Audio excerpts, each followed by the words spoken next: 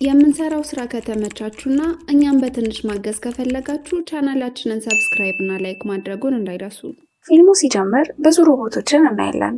በዚህ ዓለም ላይ ሮቦቶች አድካሚ የነበሩ የሰው ስራዎችን ሲሰሩ ማየት የተለመደ ነው።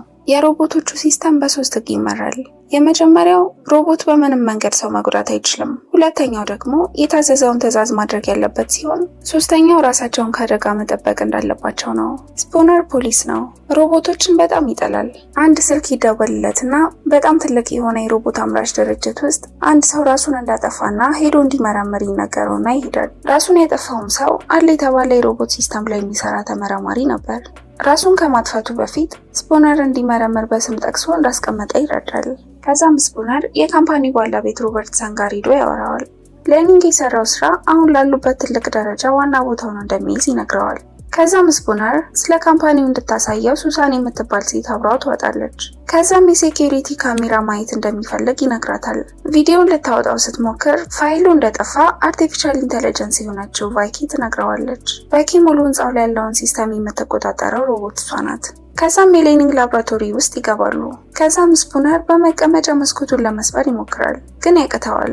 ከዛም ለሱሳን እንዴት አንድ ሽማግሌ ይህን ሰብሮ ራሱን የሚያጠፋው ብሎ ይጠይቃታል። ከዛ ላብራቶሪ ውስጥ ከነበሩ አንድ ሮቦት እንዲቆም ቢነግሩትም ትዕዛዝ ሳይቀበል ይቀራል። ከዛም ሽጉጡን ከእጁ ይነጥቀዋል፣ ሮቦት የሚመሩበትን ህግ በመጻረር። ከዛም አምልጧቸው ብዙ ሮቦቶች ወዳሉበት ክፍል ይገባል።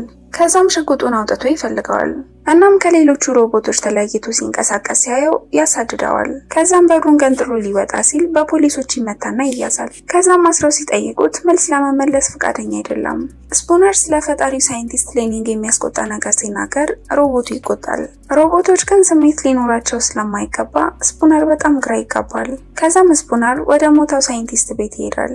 ቤቱን ቼክ እያደረገ እያለ ሌኒንግ የሚሰራበትን ቦታ ሲስተም የምትቆጣጠረው ቪኪ የእሱን ቤት እንዳለች ያያል። ይህን እያየ በኤአይ የሚቆጣጠር ዶዘር ቤቱን ያፈርሰዋል።